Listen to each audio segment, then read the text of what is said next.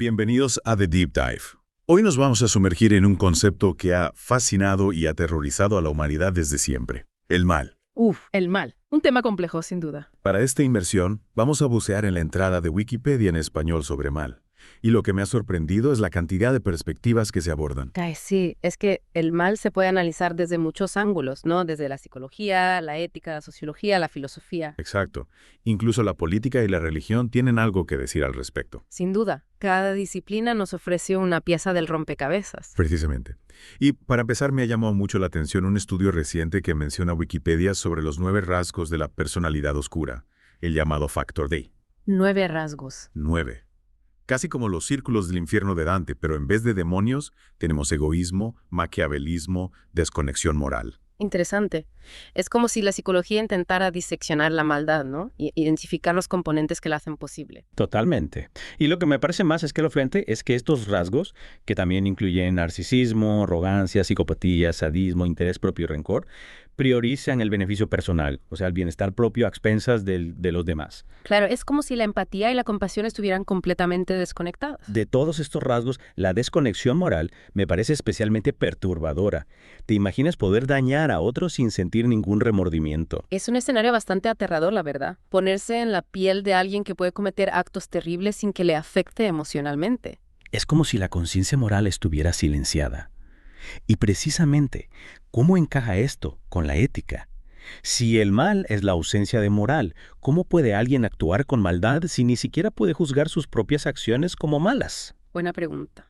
La ética, desde un punto de vista filosófico, nos ofrece un marco para definir lo que está bien y lo que está mal, ¿verdad? Sí, un conjunto de principios y valores que guían nuestro comportamiento. Pero lo que nos muestra la psicología es que esa capacidad de actuar dentro de ese marco moral, bueno, puede estar afectada por factores individuales, como esos rasgos de personalidad oscura que mencionábamos. Es decir, que la ética nos dice cómo deberíamos actuar, mientras que la psicología nos explica cómo realmente actuamos, teniendo en cuenta todas las variables que influyen en nuestro comportamiento. Exacto. La ética nos proporciona un ideal, una aspiración. La psicología, por otro lado, nos ayuda a comprender las complejidades del comportamiento humano, la lucha interna entre el bien y el mal que todos llevamos dentro. Y hablando de la dimensión social, ¿cómo influye el entorno en la manifestación del mal?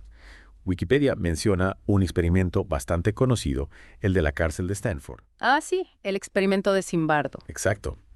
Aunque es un experimento controvertido, lo que demostró es cómo la dinámica de grupo, la presión social, pueden llevar a individuos normales a cometer actos realmente crueles. Es que los roles que asumieron, guardias y prisioneros, transformaron su comportamiento, ¿no? Totalmente. Desencadenaron una espiral de violencia que nadie esperaba. Fue como si la situación misma, el entorno carcelario, hubiera sacado a la luz su lado más oscuro. Es increíble cómo las circunstancias pueden influir en nosotros. De alguna manera, el experimento de Stanford nos recuerda que todos tenemos el potencial para el mal dentro de nosotros. Es una idea inquietante, sin duda. Nos hace cuestionar nuestra propia capacidad para resistir la presión social y actuar con ética en situaciones extremas. Y aquí es donde entra en juego la filosofía, ¿verdad? Ok. Esa búsqueda eterna por comprender la naturaleza del mal. Exacto. La filosofía nos lleva al corazón del debate. ¿Es el mal algo absoluto, relativo o simplemente una ilusión? Esa es la gran pregunta. Recuerdo que Wikipedia menciona a varios filósofos, cada uno con su propia perspectiva. Sócrates, Platón, Maquiavelo. Sí, grandes mentes que se enfrentaron a este dilema. Sócrates, por ejemplo, creía que el mal era simplemente el resultado de la ignorancia, es decir, que las personas actuaban mal porque no sabían lo que era realmente bueno. O sea que para Sócrates el mal no era intencional, era más bien un error de cálculo. Exacto, como si la maldad fuera una consecuencia de la falta de conocimiento, de la incapacidad para discernir entre lo correcto y lo incorrecto. Una visión optimista, ¿no? Al menos en el sentido de que si la gente conociera el bien, elegiría el bien. Pero ¿cómo explicamos entonces la crueldad deliberada, la maldad intencional? Ahí es donde la cosa se complica, ¿verdad? Sí, ahí es donde la filosofía se vuelve aún más compleja. Platón, por ejemplo, tenía una visión distinta. Él veía el mal como algo inherente al mundo material, una imperfección que nos aleja del mundo ideal de el bien. O sea que para Platón, el mal no era solo un error de cálculo, sino una fuerza real que nos arrastra hacia la oscuridad. Exacto. Yeah. Y luego tenemos a pensadores como Maquiavelo, que tenían una visión mucho más pragmática. Para él, la maldad humana era inevitable, un factor que los líderes debían tener en cuenta para gobernar eficazmente. Maquiavelo creía que el fin justifica los medios, incluso si esos medios implicaban actuar con maldad. Su libro El Príncipe está lleno de consejos sobre cómo utilizar el poder, incluso de forma despiadada, para mantener el control. Es cierto. Maquiavelo no se andaba con rodeos a la hora de describir la naturaleza humana y las estrategias para alcanzar el poder. Pero su visión pragmática nos plantea una pregunta incómoda. ¿Hasta qué punto es aceptable usar el mal para lograr un bien mayor? Una pregunta difícil, sin duda. Que nos lleva a reflexionar sobre los límites de la ética en la política. Y esto es solo el comienzo de nuestro viaje. En la próxima parte seguiremos explorando las ideas de otros filósofos como Hobbes, Rousseau, Schopenhauer y Nietzsche, que nos ofrecen perspectivas aún más desafiantes sobre este tema. Me muero de ganas de seguir debatiendo. Yo también. No se pierdan la próxima entrega de The Deep Dive. Nos vemos pronto. Seguimos explorando las profundidades del mal, ¿verdad? Sí, quedamos en que Maquiavelo nos dejó con una pregunta bastante inquietante, ¿te acuerdas? ¿Hasta qué punto es aceptable usar el mal para lograr un bien mayor? Esa misma. Un dilema ético de los que hacen historia. Y si hablamos de dilemas éticos, no podemos dejar de lado a Hobbes. Ahí les dado. Su visión del ser humano, ¿verdad? Bastante pesimista, la verdad. El hombre es un lobo para el hombre. Eso decía. Exacto. Dominado por el egoísmo, la ambición, la búsqueda del poder. Vamos, un panorama desolador. Totalmente. Y en ese contexto, el papel del Estado para Hobbes era fundamental. Para controlar esos impulsos, ¿no? Para evitar que el caos se apodere de todo. Exactamente. Sin un Estado fuerte, la vida sería una guerra constante de todos contra todos. Lo que llamaba el estado de naturaleza. Exacto. Y para escapar de ese estado de naturaleza, Hobbes proponía un contrato social. Cedemos parte de nuestra libertad a cambio de seguridad y orden. Esa era la idea. Y ese Estado, incluso un autoritario, era preferible al caos y la violencia desenfrenada. Es una visión que nos obliga a pensar en los límites del poder, ¿no? Sin duda.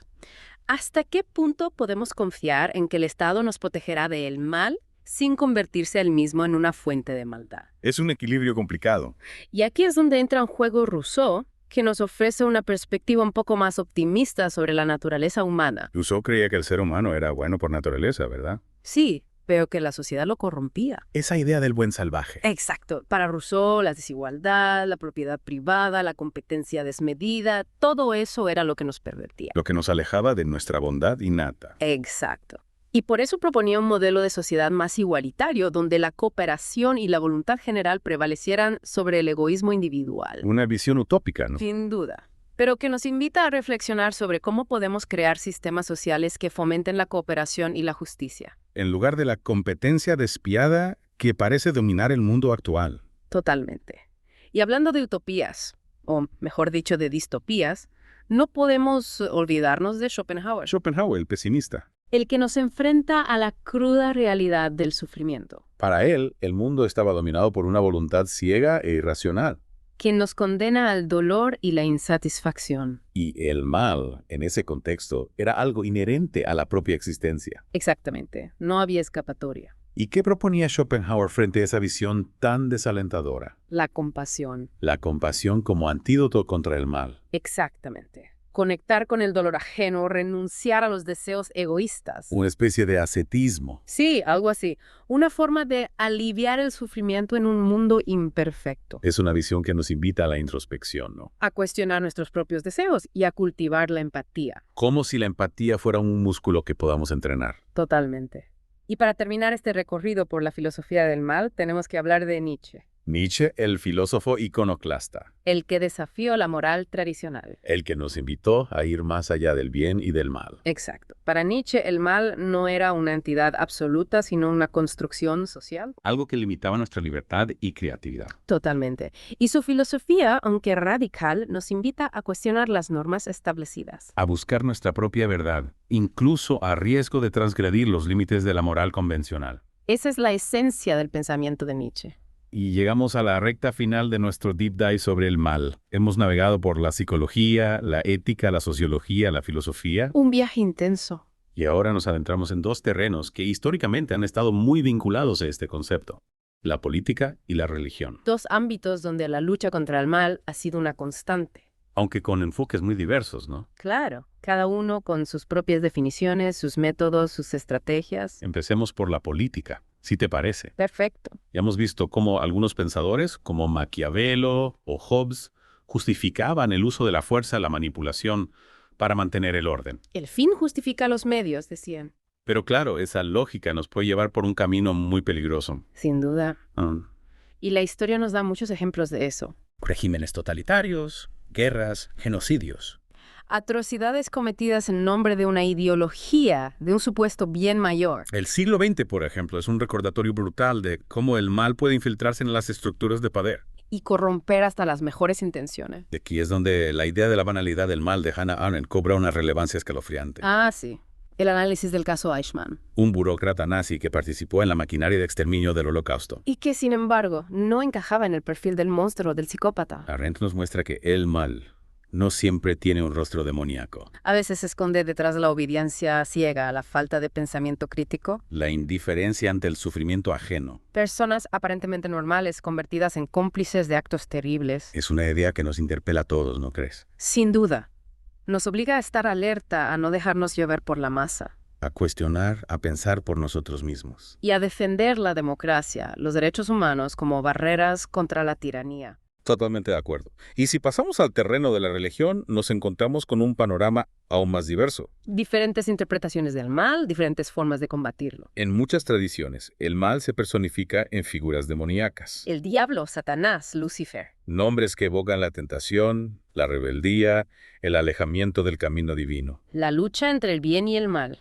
La batalla espiritual que se libra en el interior de cada uno de nosotros. En las religiones abrahámicas, el concepto de pecado está muy ligado a el mal. Desobedecer la voluntad de Dios, caer en la tentación. Se interpreta como una fuente de sufrimiento, de separación de lo divino. Y la respuesta, desde la perspectiva religiosa, es la fe, la oración, la búsqueda de la redención. Pero no todas las religiones ven el mal de la misma manera. El budismo, por ejemplo, se centra en el sufrimiento. En la liberación de los deseos egoístas que nos mantienen atrapados en el ciclo de la reencarnación. Para el budismo, el mal no es tanto una fuerza externa, sino una consecuencia de nuestra ignorancia. De nuestro apego a lo material, a lo efímero. Y en el hinduismo, el mal se asocia a la ignorancia del Dharma. El orden cósmico que rige la vida, Actuar en contra del Dharma es generar karma negativo. lo que nos aleja de la liberación. Es fascinante cómo cada tradición religiosa ofrece una respuesta diferente a este enigma. Y un camino para enfrentarlo, para superarlo. Y con esto llegamos al final de nuestro deep dive sobre el mal.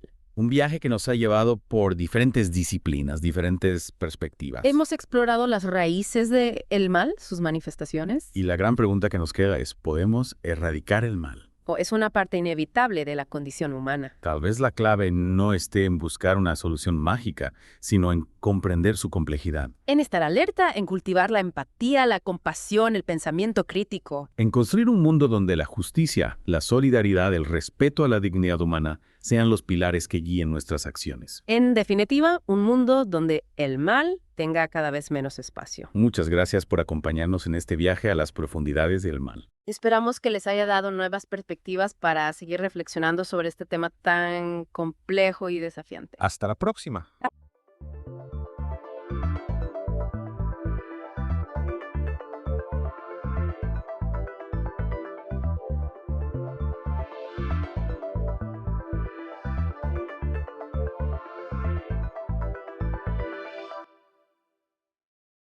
Hola, ¿listos para una inmersión profunda esta vez en la pequeña edad de hielo? Me encanta. Un periodo que abarca desde principios del siglo IV hasta mediados del XIX. Un buen tiempo. Sí, bastante extenso. Y para esa inmersión vamos a usar este artículo de Wikipedia como guía. Perfecto. A ver.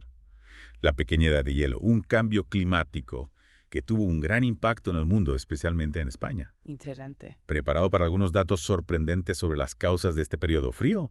Desde la actividad solar hasta las erupciones volcánicas. Vamos a ello. Siempre me ha fascinado cómo estos eventos, a veces tan lejanos, pueden influir en nuestro planeta. Exacto, y mucha gente piensa que fue un congelamiento global, tipo era glacial. Pero la realidad es un poco más compleja, Sí, totalmente. ¿verdad? De hecho, investigaciones más recientes han desmentido esa idea de que fue un cambio drástico en todo el mundo. Ajá. Por ejemplo, en el hemisferio norte, el enfriamiento fue modesto, menos de un dugatepógrafe. O sea que no fue tan pequeña como su nombre indica. Bueno, en términos relativos, hubo puntos mínimos de temperatura, eso sí, alrededor de 1650, 1670 y 1850. Vale, 3 momentos clave entonces. ¿Y qué pasó en el hemisferio sur? ¿Fue similar? Buena pregunta. La evidencia en el hemisferio sur es contradictoria. Vaya. Hay estudios, por ejemplo en la Antártida, que sugieren un enfriamiento sincronizado con el del norte, pero otros apuntan a eventos climáticos diferentes. En serio. Un verdadero rompecabezas climático. Pues suena que todavía hay mucho que investigar sobre eso. Sin duda. Pero bueno, centrémonos en lo que sí sabemos. ¿Cuáles fueron las causas de este cambio de temperatura? Dos grandes protagonistas. El Sol y los volcanes. Ah, los sospechosos habituales. Exacto. Empecemos por el Sol. Ah, Hubo un periodo entre 1645 y 1615 llamado el mínimo de Maunder, el mínimo de Maunder. donde la actividad solar bajó muchísimo, casi no había manchas solares. O sea, el sol estaba apagado. En términos relativos, sí. Y adivina qué, Eh. coincide con el periodo más frío de la pequeña edad de hielo. No me digas. Casualidad. No solo es una coincidencia temporal. Los científicos han encontrado cambios en los niveles de carbono 14 y berilio 10 que también respaldan esa conexión. Espera, o sea que el Sol, a millones de kilómetros, puede influir tanto en nuestro clima. Así es increíble cómo el Sol, a pesar de la distancia, puede afectar nuestro planeta de maneras tan profundas. Impresionante. Y ahora, los volcanes. ¿Qué papel juegan en todo esto? No, cuando un volcán entra en erupción, lanza cenizas y dióxido de azufre a la atmósfera. Ya. ¿Y esto bloquea la radiación solar? O sea, que actúan como una especie de sombrilla gigante. Exactamente, y enfrían el planeta. Un ejemplo brutal es la erupción del volcán Tambora en Indonesia en 1815. Ah, la del año sin verano de 1816. Exactamente. Ese año las temperaturas bajaron tanto que hubo heladas y nevadas en pleno verano en algunas partes de Europa y América del Norte. Increíble. Un solo volcán puede cambiar el clima a nivel global. Imagina el caos que eso debió causar.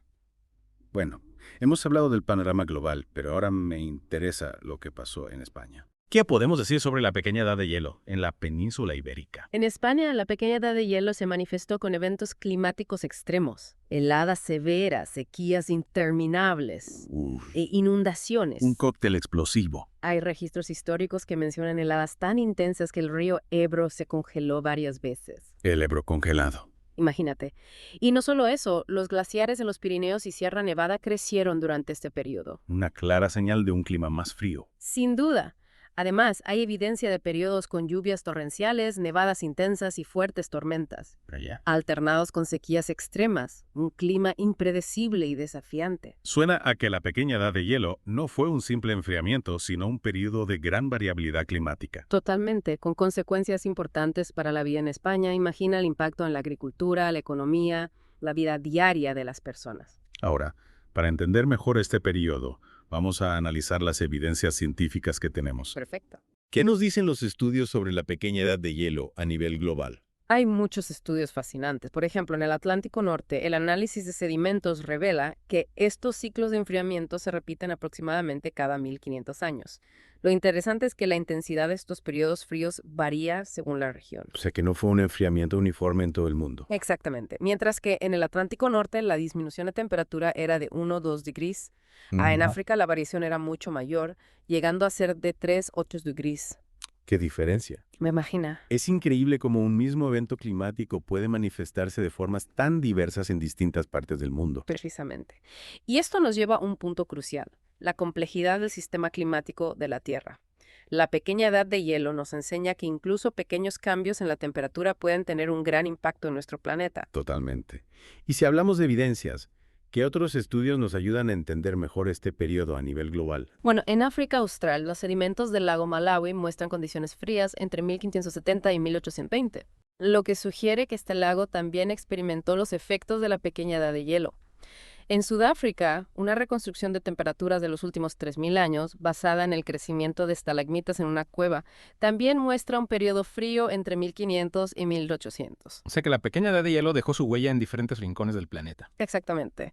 Y no solo en tierra firme. Los estudios de los niveles del mar en las islas del Pacífico sugieren que el nivel del mar bajó en esa región, posiblemente en 2 etapas, entre 1270 y 1475. Este descenso se asocia con una caída de 1.5 de grados Celsius en la temperatura, determinada por análisis de isótopos de oxígeno y un aumento en la frecuencia del fenómeno del Niño. Increíble cómo un cambio en la temperatura global puede tener efectos tan diversos en diferentes partes del mundo. Así es. Y no podemos olvidar la importancia de los anillos de los árboles como herramienta para estudiar el clima del pasado.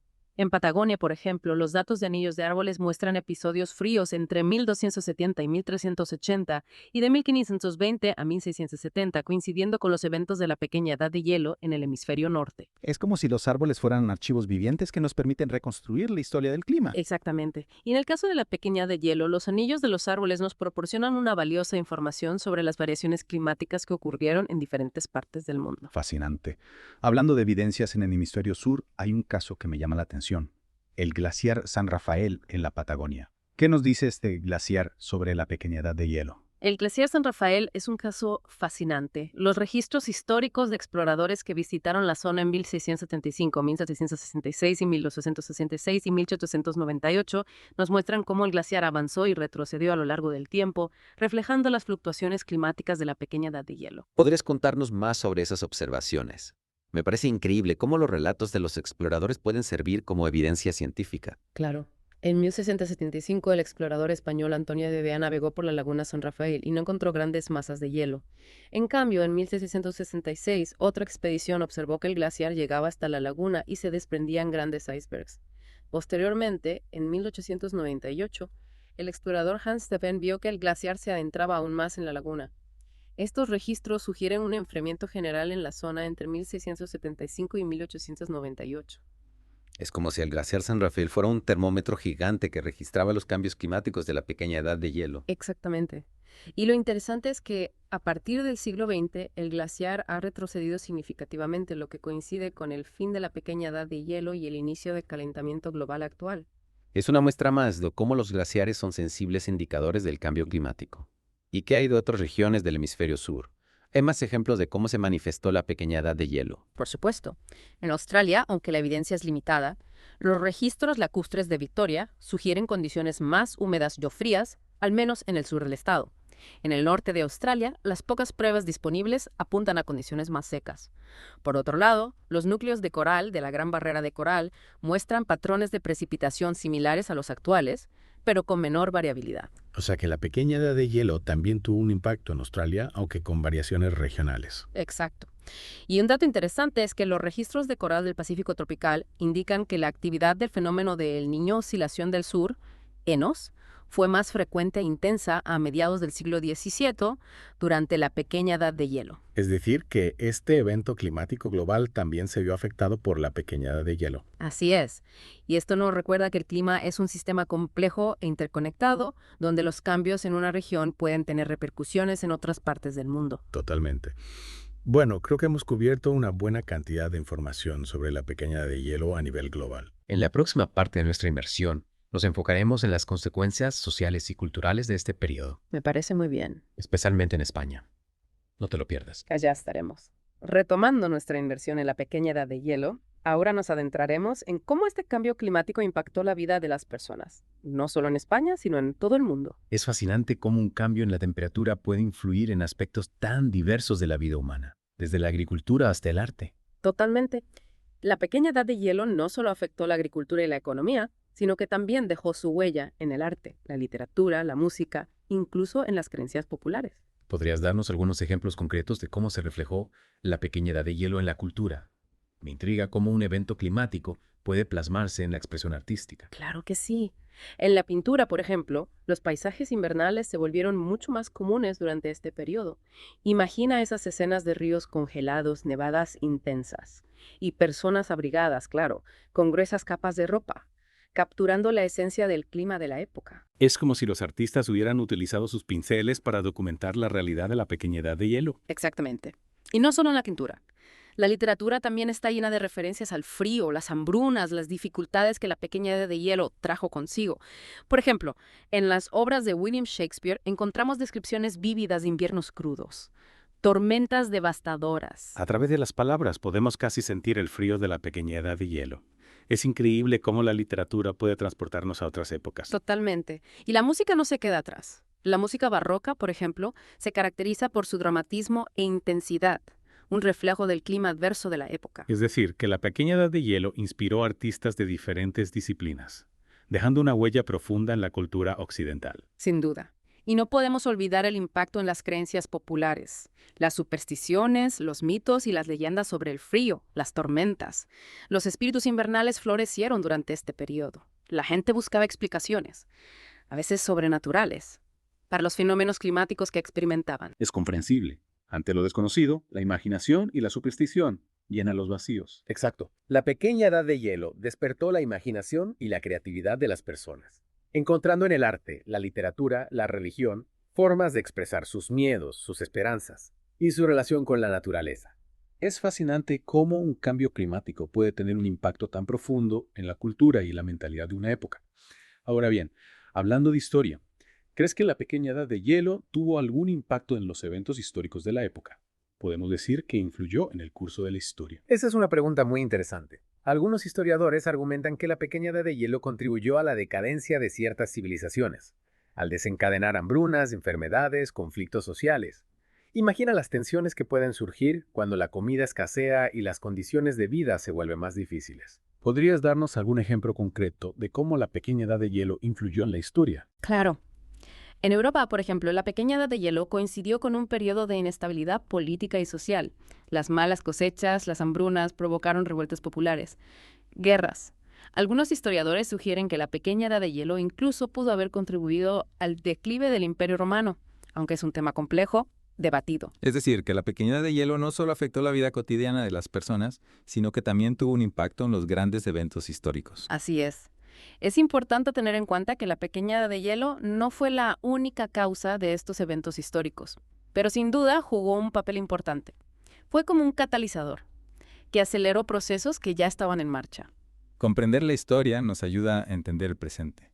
Y hablando del presente, ¿qué lecciones podemos aprender de la pequeña edad de hielo para afrontar el cambio climático actual? La pequeña edad de hielo nos enseña que el clima puede cambiar de forma significativa en un periodo relativamente corto de tiempo. Es una llamada de atención sobre la vulnerabilidad de las sociedades ante los cambios climáticos. Es crucial estar preparados, invertir en investigación científica, desarrollar estrategias de adaptación. ¿Podrías darnos algunos ejemplos concretos de cómo podemos aplicar las lecciones de la pequeña edad de hielo al cambio climático actual? ¿Cómo podemos usar el pasado para construir un futuro más sostenible? Por supuesto. En primer lugar, debemos mejorar nuestra comprensión del sistema climático y de cómo el cambio climático afectará a nuestras sociedades. Necesitamos más ciencia para tomar decisiones informadas, invertir en investigación, desarrollar modelos climáticos más precisos. La ciencia es la base para la acción. Exacto.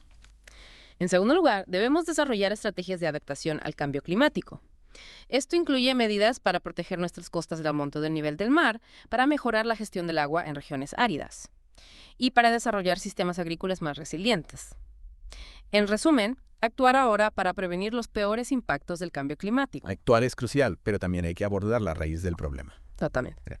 Y eso nos lleva al tercer punto, la reducción de nuestras emisiones de gases de efecto invernadero. Es fundamental para mitigar el cambio climático. Necesitamos una transición hacia fuentes de energía renovables, una mayor eficiencia energética, cambios en nuestros estilos de vida. Un cambio sistémico para afrontar este desafío global. La pequeña edad de hielo nos muestra que el clima cambia y las sociedades deben adaptarse, pero también nos recuerda que tenemos el poder de influir en el clima y la responsabilidad de proteger nuestro planeta. Precisamente. La historia nos ofrece valiosas lecciones.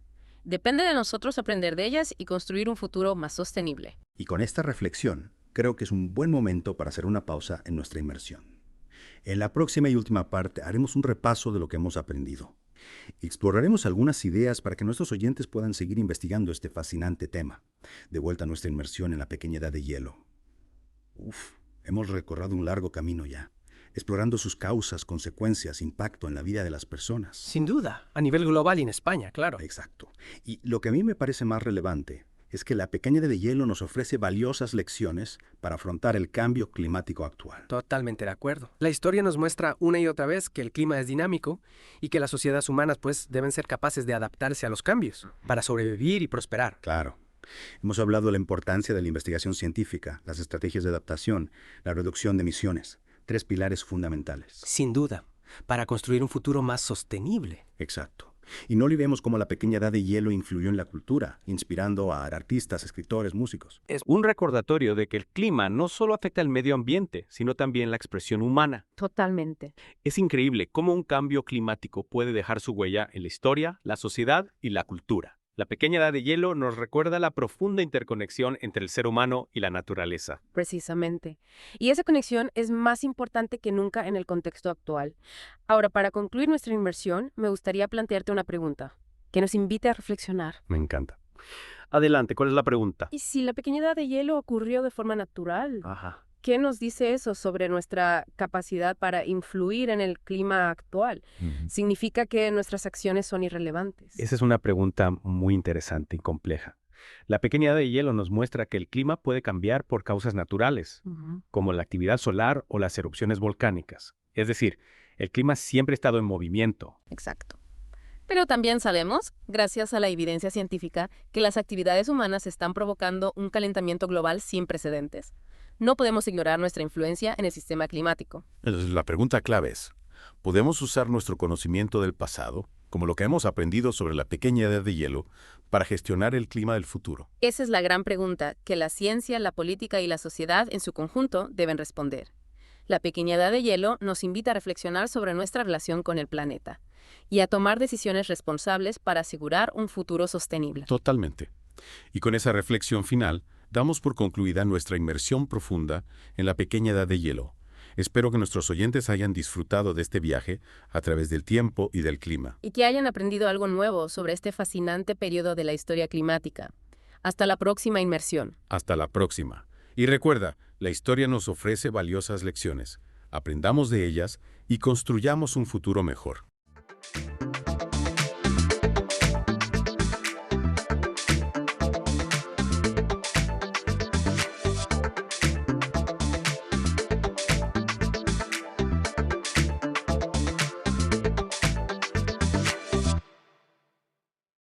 Bienvenidos a nuestra inmersión profunda.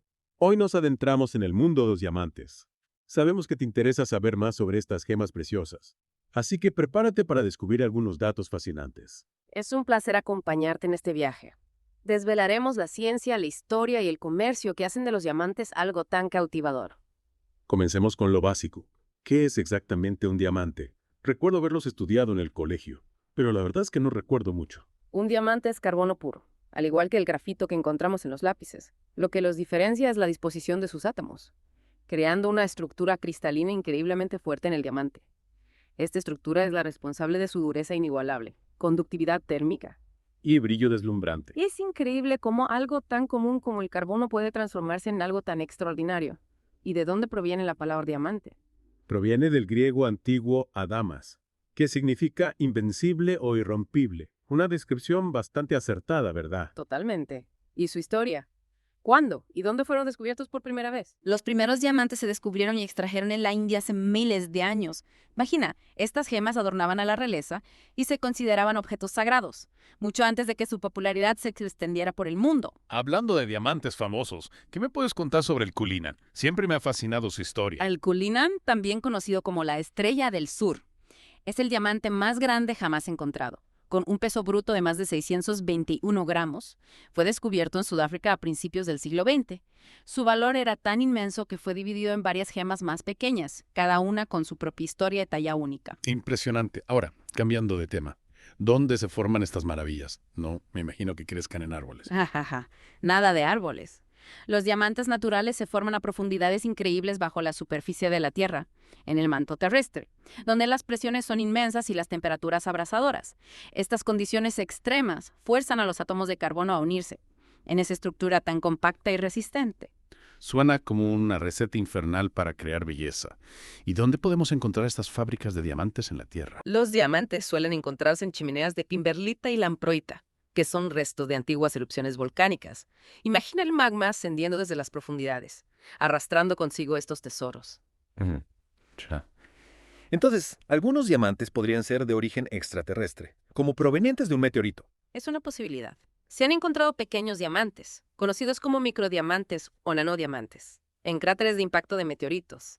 La energía liberada en esos impactos es suficiente para crear diamantes. Incluso existe una estrella, la enana blanca BPM 37093, cuyo núcleo es esencialmente un diamante gigante. Es como si el universo hubiera creado su propia joya cósmica. De lo microscópico a lo astronómico. Los diamantes nunca dejan de sorprender. Y ahora, hablemos del lado comercial. ¿Cómo funciona el mercado de diamantes? Es muy diferente al de otras piezas preciosas. El mercado de diamantes se divide en dos mundos, el de las gemas de calidad, destinadas a la joyería, y el de los diamantes industriales. Aunque ambos se basan en las propiedades únicas del diamante, funcionan de maneras muy distintas. Entiendo. Empecemos por las gemas.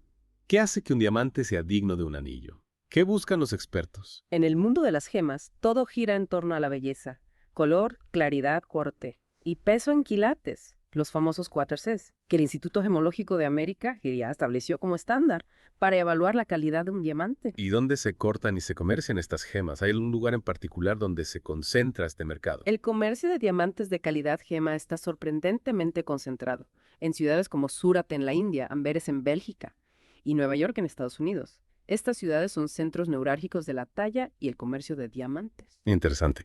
¿Y qué hay de las empresas que dominan el mercado? ¿Hay alguna que destaque? Sin duda, De Beers es una empresa que ha dominado el mercado durante décadas. Controlan una parte significativa de la producción de diamantes en bruto y han influido enormemente en la percepción del diamante como símbolo de lujo y compromiso, especialmente a través de su famosa campaña Un diamante es para siempre. Ah, sí, esa campaña es legendaria.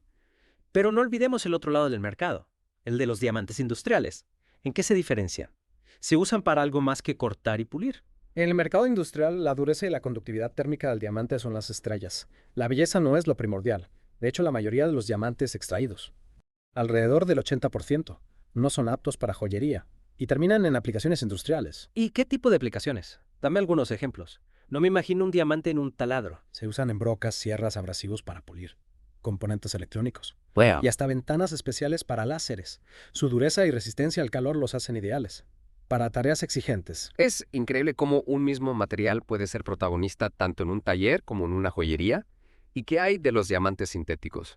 ¿Tienen algún impacto en este mercado? Los diamantes sintéticos, creados en laboratorios, que replican las condiciones extremas de presión y temperatura de la Tierra, son cada vez más comunes. Su creciente disponibilidad a precios más accesibles ha generado debate en la industria. Algunos ven los sintéticos como una alternativa ética y sostenible, mientras que otros defienden el valor único y la historia de los diamantes naturales. Entiendo. Es un tema complejo con implicaciones para el futuro del mercado. Pero, volviendo a los diamantes naturales, ¿de dónde provienen todos estos diamantes? ¿Hay algún país que destaque en su producción? La mayor parte de la producción de diamantes proviene de minas en África, Rusia, Australia y Canadá. Sin embargo, la extracción de diamantes no está exenta de controversia. ¿Te refieres a los diamantes de sangre? He oído hablar de ellos, pero no sé mucho al respecto. Los diamantes de sangre son diamantes extraídos en zonas de conflicto y que han financiado guerras y violaciones de derechos humanos. Afortunadamente, se han hecho esfuerzos para regular el comercio y evitar que estos diamantes lleguen al mercado. ¿Cómo se regula este comercio? ¿Hay algún mecanismo para controlar la procedencia de los diamantes? El proceso Kimberley, establecido en el año 2003. Es un acuerdo internacional que busca certificar el origen de los diamantes y evitar que los diamantes de sangre entren en el mercado legítimo, aunque todavía hay desafíos. El proceso Kimberley ha ayudado a reducir el flujo de diamantes de conflicto. Es importante ser conscientes de la procedencia de los diamantes que compramos y asegurarnos de que no contribuimos a prácticas poco éticas. Un punto crucial. Bueno, hemos recorrido un largo camino en esta inmersión, desde la ciencia básica hasta el comercio global, pasando por la historia y las preocupaciones éticas. Que aún nos queda mucho por descubrir. Exacto. Pero por ahora, vamos a dejarte con una pregunta para reflexionar. Ahora que conoces mejor la procedencia y el comercio de los diamantes, ¿cuál crees que es su verdadero valor? ¿Se trata solo del brillo y el precio? ¿O hay algo más profundo que considerar? Dejamos con esa pregunta. Volveremos en la segunda parte de nuestra inmersión, para seguir explorando este fascinante mundo. Retomando nuestra inmersión en el fascinante mundo de los diamantes, te propongo que profundicemos en las propiedades que los hacen tan especiales. Me parece una idea genial. Ya hemos hablado de su dureza y conductividad térmica, pero ¿qué más hace que un diamante sea único? Bueno, podríamos empezar por su brillo excepcional. Un diamante bien tallado puede reflejar la luz de una manera asombrosa, creando un juego de destellos que cautiva la mirada. Es cierto. Parece que tienen luz propia. ¿A qué se debe este efecto? Recuerdo que tiene que ver con la forma en que la luz interactúa con el diamante, pero no recuerdo los detalles. El secreto está en su alto índice de refracción. Esto significa que la luz se dobla considerablemente al entrar en la gema, rebotando en su interior antes de salir. Esta expresión de luz es lo que percibimos como brillo. Entonces, la forma en que se talla un diamante también juega un papel crucial, ¿verdad? Por supuesto. Un tallador experto debe comprender la anatomía del diamante y cómo la luz interactúa con sus facetas. Un buen corte maximiza el brillo y el fuego del diamante, realzando su belleza natural. Es un arte en sí mismo. Hablando de belleza, sabemos que los diamantes vienen en una gama de tonos, no solo el clásico blanco transparente. ¿Podrías contarme más sobre los diamantes de colores? Si bien los diamantes incoloros son los más comunes y a menudo los más valorados, la naturaleza también nos regala diamantes en una variedad de colores fascinantes: amarillos, marrones, azules, verdes, rosas e incluso negros. La paleta es sorprendente. ¿Y a qué se debe esta variación de color? ¿Es por algún mineral en particular? Principalmente a la presencia de impurezas o defectos en la estructura cristalina. Por ejemplo, el nitrógeno puede dar a los diamantes un tono amarillo, mientras que el boro puede dar lugar a diamantes azules. Es como si la naturaleza les añadiera un toque personal. ¿Y estos diamantes de colores son más o menos valiosos que los incoloros? Depende. En general, los diamantes incoloros y de gran tamaño son los más buscados y por lo tanto los más caros. Sin embargo, algunos diamantes de colores, especialmente los de tonos intensos y raros, pueden alcanzar precios exorbitantes. Un mundo lleno de sorpresas. Ahora bien, ¿cómo se distinguen los diamantes auténticos de las imitaciones? ¿Hay algún truco para no dejarse engañar? A simple vista, algunas imitaciones, como la circonia cúbica, pueden parecerse mucho en un diamante auténtico. Pero no te preocupes, los gemólogos tienen una serie de técnicas para diferenciarlos. Observan la reflexión de la luz, la dureza, la conductividad térmica e incluso las inclusiones microscópicas dentro de la gema. Inclusiones. ¿No se supone que un diamante perfecto debe ser puro? En realidad, las inclusiones son como huellas dactilares que nos hablan de la historia del diamante. Son pequeñas imperfecciones que se formaron durante su crecimiento y que ayudan a los expertos a determinar su origen y autenticidad. Cada diamante tiene su propia historia que contar. Y hablando de historias, ¿qué me puedes contar sobre los diamantes sintéticos? ¿Son realmente diamantes o solo una imitación? Los diamantes sintéticos son diamantes reales, creados en entornos controlados, que replican las condiciones extremas de presión y temperatura que se dan en la naturaleza. En cuanto a composición química y propiedades físicas, son idénticos a los diamantes naturales. Entonces, ¿cómo se diferencian? ¿Hay alguna manera de saber si un diamante es natural o sintético? Los expertos pueden identificar sutiles diferencias en la estructura cristalina, la fluorescencia y otras características, que delatan su origen sintético. Además, los diamantes sintéticos a menudo carecen de las inclusiones naturales, que encontramos en los diamantes formados en la Tierra. Es un campo en constante evolución. ¿Y qué impacto tienen los diamantes sintéticos en el mercado? Son una amenaza para los diamantes naturales. La creciente disponibilidad de diamantes sintéticos a precios más accesibles ha generado debate en la industria. Algunos los ven como una alternativa ética y sostenible a los diamantes extraídos, mientras que otros defienden el valor único y la historia de los diamantes naturales. Es un tema complejo con implicaciones para el futuro del mercado. Pero volviendo a los diamantes naturales, hablemos de su viaje desde las profundidades de la Tierra hasta las manos del consumidor. ¿Cómo llegan estas piedras preciosas a la superficie? Es un viaje épico, que puede llevar miles de millones de años. Recuerda la chimenea de Kimberlite que mencionamos antes. Estas chimeneas actúan como conductos que transportan los diamantes desde el manto terrestre hasta la corteza, gracias a erupciones volcánicas, aunque estas son eventos raros. Un viaje explosivo. ¿Y qué ocurre después? ¿Cómo se extraen los diamantes de la Tierra? Una vez en la superficie, los diamantes pueden ser dispersados por la erosión y acabar en depósitos aluviales, en lechos de ríos o incluso en costas. Ahí es donde entran en escena los mineros. La minería de diamantes es una operación a gran escala que implica excavar enormes cantidades de roca y tierra para encontrar estas pequeñas gemas. Suena un trabajo duro. Y una vez que se extraen los diamantes en bruto, ¿qué ocurre? ¿Se pulen directamente o hay algún proceso intermedio? Los diamantes en bruto son cuidadosamente clasificados y valorados por expertos.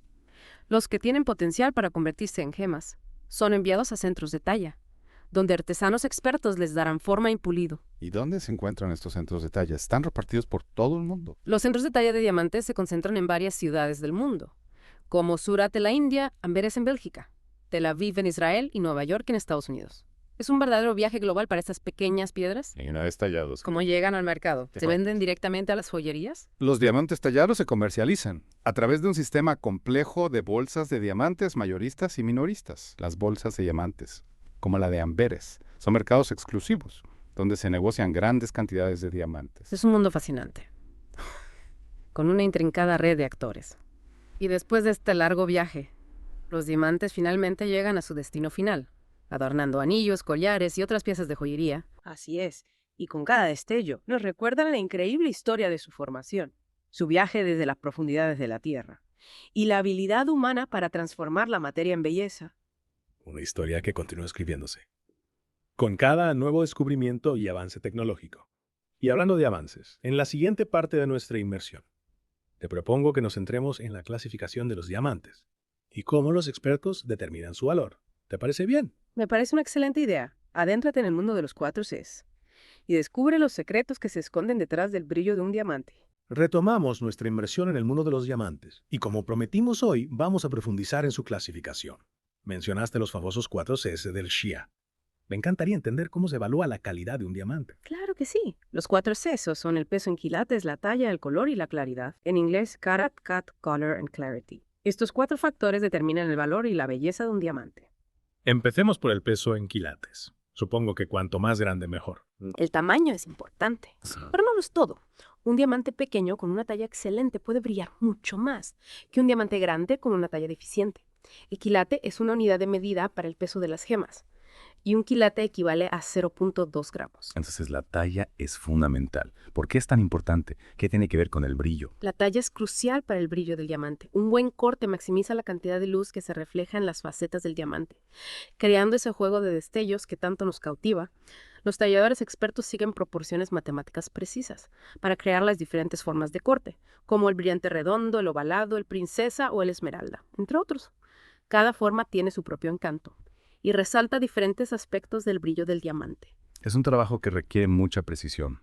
Y hablando de precisión, ¿cómo se clasifica el color de un diamante? Ya mencionamos que vienen en varios colores, pero ¿hay alguna escala para medirlo? El GIA utiliza una escala de letras para clasificar el color, que va desde la D, incoloro, hasta la 0, amarillo claro. Los diamantes más incoloros, los que se acercan a la letra D, son los más raros y por lo tanto los más valiosos. Entiendo. Un diamante D es como un lienzo en blanco perfecto para reflejar la luz, sin ninguna interferencia. Exactamente. Y por último tenemos la claridad, que se refiere a la presencia o ausencia de inclusiones en el diamante. ¿Te refieres a esas pequeñas huellas dactilares que mencionamos antes? Correcto. La escala de claridad del CARIA clasifica los diamantes, desde IF, íntegramente perfecto sin inclusiones visibles, hasta I3, inclusiones visibles a simple vista. Un diamante IF es una rareza y por lo tanto su precio es mucho mayor. Claro, a mayor pureza, mayor precio. Pero incluso los diamantes con algunas inclusiones pueden ser hermosos y brillar con intensidad, ¿verdad? No todos buscamos la perfección absoluta. Por supuesto. Lo importante es que el diamante no se enamore, con o sin imperfecciones. Cada diamante es único con su propia historia de belleza. Y hablando de historias, los diamantes han cautivado la imaginación humana durante siglos. ¿Qué me puedes contar sobre su impacto cultural?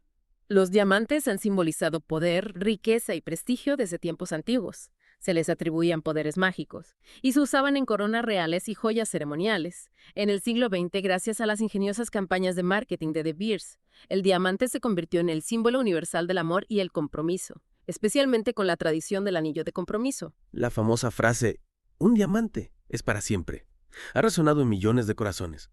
Pero más allá del valor material, el valor de un diamante como el del amor reside en el significado que le damos, en las emociones que evoca y en los momentos especiales que representa. Completamente de acuerdo. Al final lo que importa es la conexión emocional que establecemos con estas gemas, la historia que nos cuentan y el significado que tienen para nosotros. Y con esa reflexión llegamos al final de nuestra inmersión en el mundo de los diamantes. Ha sido un viaje fascinante a través de la ciencia, la historia, el comercio y el simbolismo de estas piedras preciosas. Espero que hayas disfrutado de esa inmersión tanto como yo. Ha sido un placer compartir estos conocimientos contigo. Espero que te lleves una nueva apreciación por los diamantes, no solo por su belleza física, sino también por su rica historia y su profundo significado cultural. Recuerda la próxima vez que veas un diamante, no solo admires su brillo, sino también la increíble historia que se esconde detrás de cada faceta. Hasta la próxima inmersión.